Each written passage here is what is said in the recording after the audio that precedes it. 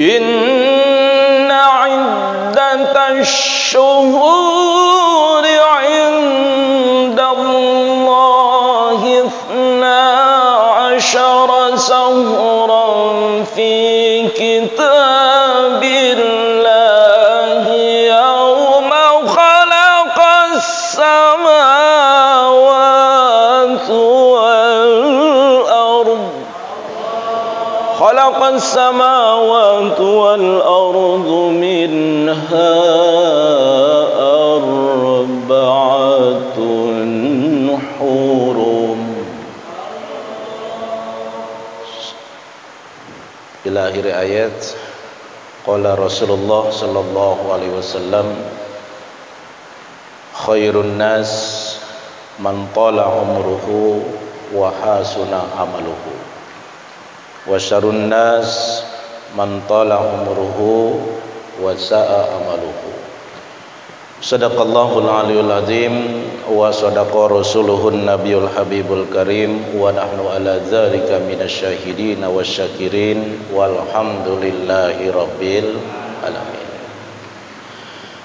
Segenap pengurus Masjid At-Taqwa yang saya hormati beserta jamaah salat maghrib yang sama-sama insyaallah kita dimuliakan Allah Subhanahu wa taala. Puji serta syukur selalu kita panjatkan kepada Allah. Alhamdulillah, dengan berbagai macam nikmat yang Allah berikan, baru saja kita menyelesaikan salat maghrib dengan berjamaah.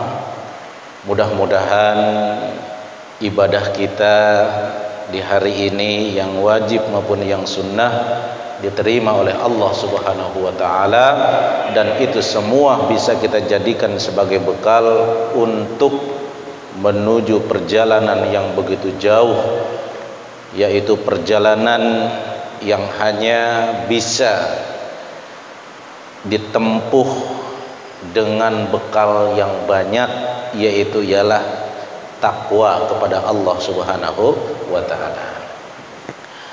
Hadirin yang berbahagia, di antara tanda-tanda kebesaran Allah bahwasanya Allah Subhanahu wa taala itu kuasa, mampu, dan memang hak Allah Subhanahu wa taala memuliakan sesuatu di atas sesuatu, memuliakan satu tempat di atas tempat yang lainnya. Bahkan Allah Subhanahu wa taala kuasa memuliakan seorang manusia di atas pada manusia umumnya.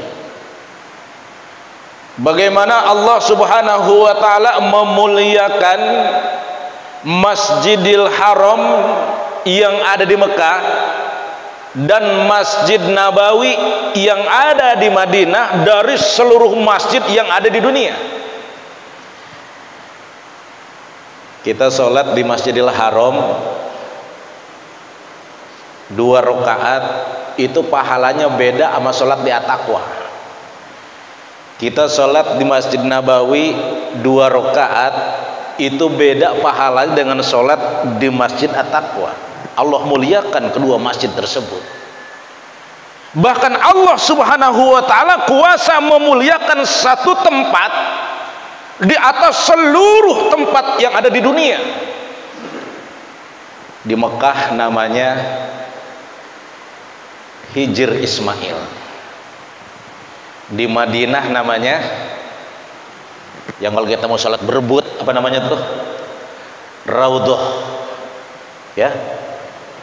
Kalau di Raudhah tuh kita sholat nggak usah lama-lama itu, waduh, assalamualaikum assalamualaikum langsung diangkat badan kita. Yang mau sholat di situ ngantri, bukan 100-200 itu, panjang. Tempat mustajab. Di Indonesia nggak ada tempat mustajab. Yang ada waktu mustajab. Satu diantaranya ketika ada tulisan tadi di sana tuh di TV, azan dan iqamah. Ketika khotib duduk di antara dua khutbah, khotib duduk Jumat, buru-buru doa tuh. Yang mau jual rumah belum laku-laku minta. Yang pengen nambah mobil, bukan nambah bini, yang pengen nambah anak minta. Ketika khotib lagi duduk, itu lama apa sebentar tuh? Sebentar banget. Bilal baca Allahumma sholli ala Sayyidina Muhammad wa ala ali Sayyidina Muhammad. Udah naik lagi tuh khotib. Cuman berapa menit, detik mungkin. Di situ tempat, di situ waktu mustajab.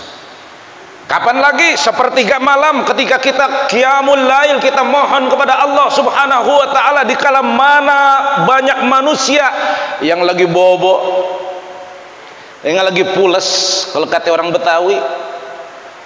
Mungkin dari satu RT kalau ada warganya ada 60 kakak bisa dihitung. Yang jam 3 munajat kepada Allah. Selebihnya ada yang nonton bola, ada yang ronda, ada yang pules banget tidurnya. Begitu juga Allah Subhanahu wa ta'ala. Kuasa memuliakan seorang manusia budiman, insan pilihan. Beliau adalah Nabi besar Muhammad sallallahu alaihi wasallam, di atas para nabi dan rasul dan manusia pada umumnya. Betul apa betul, Pak? Ya, sebetulnya sih kita sama Nabi beda tipis, Pak. Benar. Nabi itu makannya sedikit. Kalau kita sedikit-sedikit makan. Nabi itu tidurnya sedikit. Kalau kita sedikit-sedikit tidur. Beda tipis. Allah angkat derajat baginda Rasul Nabi besar Muhammad sallallahu alaihi wasallam. Bahkan di antara seluruh nabi dan rasul, cuman baginda Rasul yang mampu memberikan syafaatul. Yang lain nggak ada yang berani. Ya Adam, ini bagaimana nasib kita ini? Aduh, jangan minta doa sama saya. Saya jadi usir sama Allah dari surga. Kesalahannya cuma satu. Lah kamu kesalahan banyak pengen masuk surga, bagaimana? Saya malu doa sama Allah. Saya salahnya satu diusir, kamu salahnya banyak pengen masuk minta didoain sama saya. Saya mah terus terang curiga, kata Nabi Adam, jangan-jangan punya kenalan orang dalam. Sana nah doa sama Nabi Ibrahim. Doa tong kemana Nabi Ibrahim? Ya Nabi Allah Ibrahim, engkaulah bapak para nabi. Doa mustajab doaan kami. Kata Nabi Ibrahim, ya boro-boro doain elu, kalau kata orang Betawi. Noh, Nabi Isa noh. Semua nyerah. Seluruh yang memohon diminta berbaris di belakang bendera baginda Rasul sallallahu alaihi wasallam. Bahkan nanti tuh ada sebuah keterangan di mizan itu, ketika kita ditimbang itu timbangannya sama antara pahala sama dosa 50-50. Itu Nabi lemparin sorbannya tuh ke sebelah kanan. Insya Allah. Begitu juga Allah Subhanahu wa ta'ala menyempurnakan bulan Muharram yang sekarang kita berada di dalamnya. Inna iddatash syuhuri 'indallahi 12 syahran fi kitabillahi yauma khalaqas samawati wal arda minha arba'atun hurum. Ketika Allah menciptakan langit dan bumi, maka Allah menyiapkan 12 bulan yang ada. Dari 12 bulan terpilih 4 bulan yang mendapatkan predikat arba'atun hurum, bulan yang mulia, 3 berturut-turut, 1 misah. Zulqa'dah udah lewat, Zulhijjah udah lewat, Muharram nih sekarang kita. Satu lagi bulan Rajab. Maka di bulan Muharram ini hadirin yang berbahagia, afdhalus siyam kata Rasulullah, ba'da Ramadan, seafdal-afdalnya puasa di bulan Muharram adalah bulannya Allah, Syahrullahil Muharram, di mana Allah Subhanahu wa taala menyebut di dalam Al-Qur'an itu bulan Muharram. Kapan puasanya? Silahkan yang kuat dari tanggal 1 ngambil barokah, mau ibadah puasa. Yang mau ngambil hari Asyura tanggal 10 silahkan, tapi harus ada temennya tanggal 11-nya. Mau ngambil dari hari besok nih hari Tasyu'a, silahkan tanggal 9, tanggal 10, mengambil barokah daripada bulan suci Muharram. Lalu bagaimana sikap seorang muslim yang mengaku tunduk pada perintah Allah Subhanahu wa taala memasuki bulan yang baru? Saya mau nanya nih, kadang-kadang kita umat Islam banyak ingatnya apa banyak lupanya sama bulan Muharram?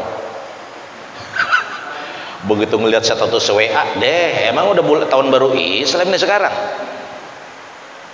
Banyak kan lupanya. Padahal ini bulan umat Islam. Yang pertama, jadikan bulan Muharram itu sebagai bahan evaluasi diri kita, sebagai bahan tolak ukur buat diri kita. Kalau tahun yang lalu baca Quran kita, setahun gak pernah hatam ini saya. Tahun ini mah niat bismillah harus hatam ini. Kalau tahun yang lalu tahajud saya bisa dihitung seminggu berapa kali. Tahun ini mah saya harus lebih baik. Tahun yang lalu saya jarang ke masjid, nggak pernah sholat berjamaah. Tahun ini mah saya niat rajin ke masjid, sholat berjamaah. Itu namanya hijrah.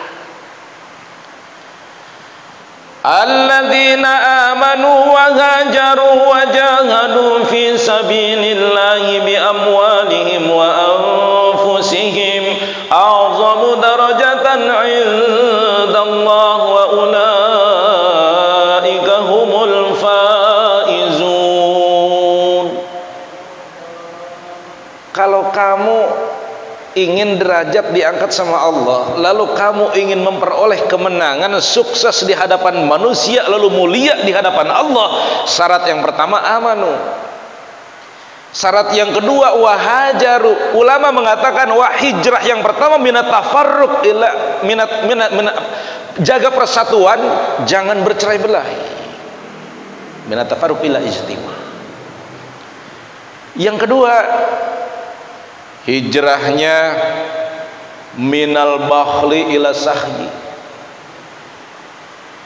Rubah dari punya sifat pelit, medit, koret, pantat kuning, buntut gasiran, merege hese. Komplit banget ya. Pelit, medit, koret, pantat kuning, buntut gasiran. Ustadz, itu komplit amat itu. Jadi orang yang model kayak begini tuh begini, Pak. Kita punya anak nih, minta duit, kita kasih. 5 menit kemudian laporan, Ayah. Ya, kenapa? Duit yang ayah kasih 10.000 hilang 1.000. Nangis. Kalau kata orang ganceng, kejer. Gugulingan tuh bocah. Gara-gara hilang duit 1.000. Dibilangin sama ayahnya, "Nah, tadi ayah kasih kamu berapa? 10.000. Lah, yang hilang kan cuma 1.000, nak. Kamu masih punya sisa 9.000. Sisanya lebih banyak daripada yang hilang." Iya ayah, gara-gara yang 1.000 hilang gak jadi, itu jadi 10.000. Makin kenceng nangis. Ditambahin nama ayahnya 1.000. Udah diem nih, ayah tambahin 1.000. Bukan diem, makin kenceng. Dia bilang apa? Coba kalau yang 1.000 gak hilang, jadi 11.000. Pinter nih bocah. Aduh ayah, coba kalau yang 1.000 tadi nggak hilang, jadi 11.000. Ini yang dibilang pelit, medit, koret, pantat kuning, buntut gasiran. Kalau dia mati suruh jalan ke kuburan sendiri. Nauzubillah min. Rubah. Apalagi ini masjid sekarang lagi ngebangun. Pak Haji, saya mah nggak bisa bantu dengan uang. Emang apa? PPKM. Ya udah, sama dengan tenaga aja. Silakan. Pak Haji, saya juga nggak bisa dengan uang dan tenaga. Emang kenapa? Saya sakit. Saya cuma bisa dengan doa. Silakan. Cuman jangan doa semua. Lah kagak kelar-kelar di masjid. Sebenarnya kalau bangun masjid itu gampang, Pak. Rapat tuh nggak usah banyak-banyak. 3 orang aja cukup. 1 kiai, 2 insinyur, 3 yang punya duit. Nah yang keempatnya MC. Udah berempat aja. Bener. Yang insinyur buka gambar, yang punya duit buka rekening, kiai buka dalil. Kira-kira masjid jadi apa enggak? Jadi. Cukup 3 berempat sama MC. Kalau kebanyakan rapat, cuman usul doang. Nih tiang harusnya jangan begini nih. Tiangnya harusnya begini. Ini juga jangan. Ngaturnya udah kayak ngatur lalu lintas. Geden kerja bakti maka kagak nongol pisan. Ngasih juga kagak. Ada nggak yang begitu? Nggak ada di sini mah. Insya Allah. Di Kalimantan Timur.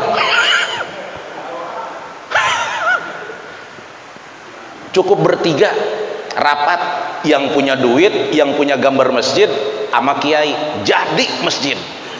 Bener nggak kira-kira? Tukang nanya sama insinyur, Pak insinyur ini tiangnya bener begini? Oh sebentar saya lihat gambar. Oh iya betul. Tapi ini kurang Pak insinyur, kalau modelnya kayak begini. Yang punya duit ngomong, udah tenang gampang, berapa hitung, kelar. Bener ya Pak ya? Minal bakhli ila sakhi. Lalu hijrah yang selanjutnya minaj jahli ilal ilmi. Kita rubah kebodohan yang ada dalam diri kita menjadi kun aliman au muta'aliman au sami'an au muhibban. Makanya kalau datang dari rumah, datang ke majelis ilmu, siapapun yang mengisi kajian di masjid ini, niat dalam hati, ya Allah, saya mau hadir di majelis ilmu untuk menghilangkan kebodohan yang ada dalam diri saya. Dalam kitab Ta'limu Ta'lim. Rubah kun aliman menjadi orang yang berilmu. Pak Haji, ya boro-boro jadi orang berilmu, Ji. Udah tua begini kagak bisa dah, udah ribet banget, banyak urusan. Yang kedua, au muta'aliman, orang yang duduk menuntut ilmu, bawa pulpen, bawa kertas. Aduh Ji, susah banget dah nulis, boro-boro nulis, kadang-kadang udah gak kelihatan hurufnya juga. Oh, berarti tingkatan yang ketiga, dengerin ilmu, namanya jiping. ngaji nguping kagak ngapa-ngapa, jiping belajar Yasin di pengajian apal, begitu besok lupa ngapalin Yasin. Waja'alna min baini aydihim saddang wa min khalfihim saddang. Cucunya nanya, "Mbah, kok sedang Mbah?" "Iya, orang kemarin Mbah ngapalinya begini, bener begini." Lupa. Biasa faktor U. Pak Haji, kayaknya saya duduk di majelis ilmu juga, aduh sibuk Pak Haji. Saya itu berangkat kantor matahari belum terbit, pulang matahari udah terbenam. Berangkat ke kantor anak masih tidur, pulang kantor anak udah tidur. Nggak sempet dah duduk di majelis ilmu, nggak sempet, anak masih sibuk. Oke. Jadi yang keempat, cinta sama majelis ilmu. Kalau kata guru kita Kiai Haji Zainuddin MZ, kita ini orang Islam ibarat orang main bola, jangan pada jadi striker semua. Kalau repot jadi striker, siapa yang jaga gawang? Ada yang jadi penjaga gawang, ada yang jadi gelandang kiri, ada yang jadi gelandang kanan, ada yang penyerang, ada back, ada satu striker di depan kayak Ronaldo. Tugas dia cuma ngegolin doang. Artinya apa? Umat Islam silahkan. Yang jadi dokter jadi dokter, yang jadi TNI jadi TNI, yang jadi Polri jadi Polri, yang jadi menteri jadi menteri, yang jadi teknokrat jadi teknokrat. Begitu dapat bola oper. Paham ini? Kan dioper bola tuh, kiri oper kanan, kanan oper belakang, belakang oper lagi, lari ke depan ditembak masuk. Artinya apa? Silahkan jadi apapun, ketika dapat rezeki dari Allah Subhanahu wa Ta'ala, ingat, oh iya, di samping rumah saya lagi ngebangun masjid, oper semen 100 sak. Cakep nggak kira-kira tuh? Cakep banget. Ketua DKM dipanggil, Pak DKM, masjid kurangnya apa kira-kira ya? Oh Pak, kurangnya ini. Udah tenang, jangan berisik. Nih, operan yang penting. Jangan jadi yang terakhir tuh. Berilmu kagak, nuntut ilmu kagak mau, dengerin ilmu ogah, amal majlis taklim benci. Itu ngamas itu di masjid At-Taqwa tiap maghrib gagaukan, tadi dikit-dikit ratib, dikit-dikit dikit-dikit subuh. Kita mau istirahat, ada aja pengajian. Ini orang yang begini nih, yang salah masjid apa dia? Ngapa lu bangun rumah dekat masjid? Tuh. Harusnya bersyukur, diingetin tiap waktu. Makanya dulu ada orang Cina marah-marah gara-gara sound system masjid rusak. Cina nih, orangnya beda agamanya sama kita, didatengin tuh DKM. Mana DKM masjid? Ya kok kenapa kok? Kamu ini kenapa sih? Tadi pagi nggak ada suara di masjid. Gara-gara nggak ada suara di masjid ini, saya aturan berangkat jam 5 jadi jam 6 kesiangan. Rusak kok, rusak. Akhirnya dibeliin sound system yang bagus, karena gara-gara tahrim masjid itu si Cina keberangkat ke toko kagak kesiangan. Masa kita kalah sama dia? Minajahli ilal ilmi. Maka kata Allah Subhanahu wa Ta'ala, yarfa'ullahu ladzina amanu minkum walladzina utul ilma darajat. Orang yang berilmu diangkat sama Allah. Orang yang berilmu ditempatkan oleh Allah Subhanahu wa Ta'ala maqam mahmuda, tempat yang terpuji. Ilmu apa aja, terutama ilmu akhirat. Semuanya pakai ilmu. Kalau kata Kiai Zainuddin, dengan ilmu hidup menjadi mudah. Dengan seni hidup menjadi indah, dengan iman hidup menjadi terarah. Ini saya bisa ngomong pakai mikrofon dari sini, bisa kedengeran yang ada di seberang jalan sono lantaran ada ilmu.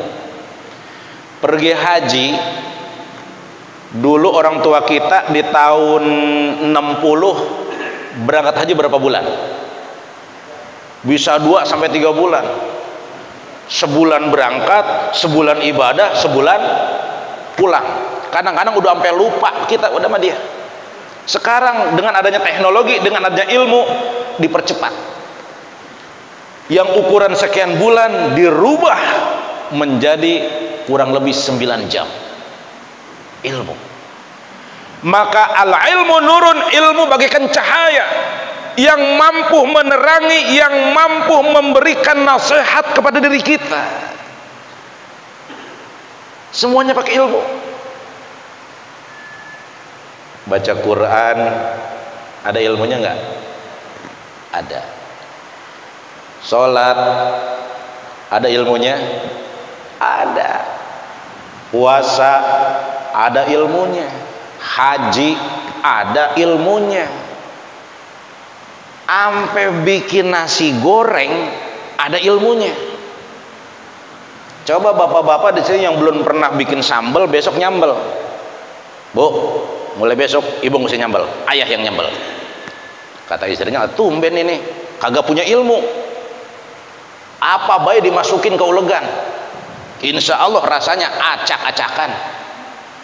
Tanya sama istri kita, ilmu nyambel bagaimana? Begini. Ilmu bikin sayur asem bagaimana? Begini. Semua pakai ilmu.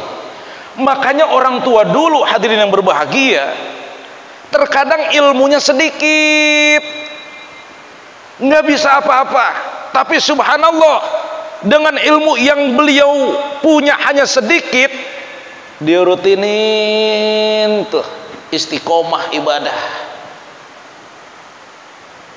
Kadang-kadang cuman baca bismillahirrohmanirrohim. Kalau para wali dulu baca bismillah doang tuh, bismillahirrohmanirrohim, itu bisa jalan di atas air cuman pakai ilmu bismillah. Jangan dicobain kita. Gua cobain ilmu bismillah jalan di atas air, insya Allah lah RT bisa nelpon tim SAR ntar. Ini aki-aki kemana nih, nggak ketemu-ketemu nih, anyut.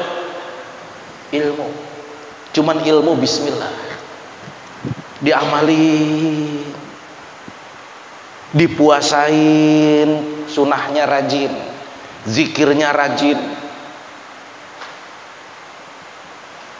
Nggak kayak kita sekarang. Kadang-kadang ilmu baru tibang, kalau kata orang Betawi baru tibang, gayanya udah luar biasa. Itu sorban lapis 3 sampai nyengser ke ubin, udang-udang segede ban Vespa, kemana-mana buat tasbih. Begitu dipanggil sama tetangganya, Kiai, Kiai, kenapa? Ini tetangga saya kemasukan setan, Kiai. Maksudnya bagaimana ini? Kesurupan, Kiai. Jawab Kiai, tenang, saya ahli ibadah, saya ahli zikir, urusan setan beres sama saya mah. Sombong dia.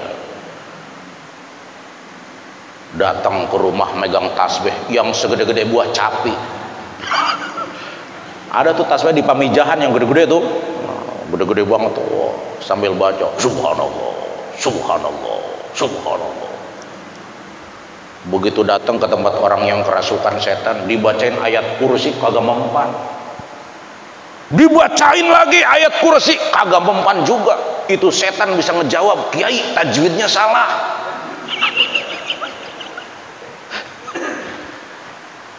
Orang tua dulu ya di sini nih sekitar tahun 80-an ya, tahun 80 lah kurang lebih.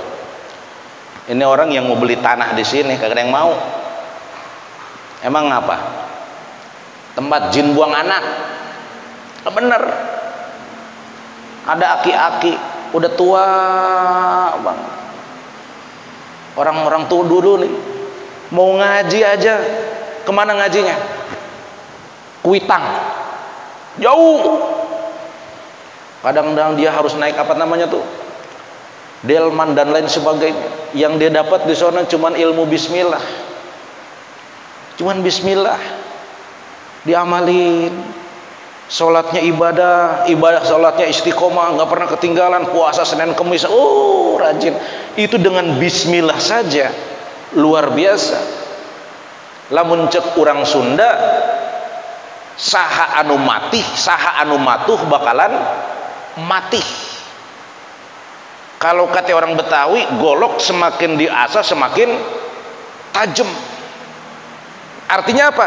Ketika hati kita ini dipenuhi dengan berbagai macam nuktah penyakit-penyakit batin, taqarrub ilallah, dengan membaca Quran, dengan berzikir, memperbanyak istighfar dan sebagainya, insya Allah itu akan mengisi, bahkan mempertebal keimanan kita kepada Allah Subhanahu wa ta'ala. Lalu hijrah yang selanjutnya, minal kasli ila juhdi. Dengan datangnya bulan Muharram, rubah dari punya sifat malas beribadah kemudian menjadi rajin ibadah. Tingkatin duhanya, tingkatin qiyamul lailnya, tingkatin tadarus Qur'annya, tingkatin sedekahnya, tingkatin silaturahimnya, tingkatin tata tutur katanya.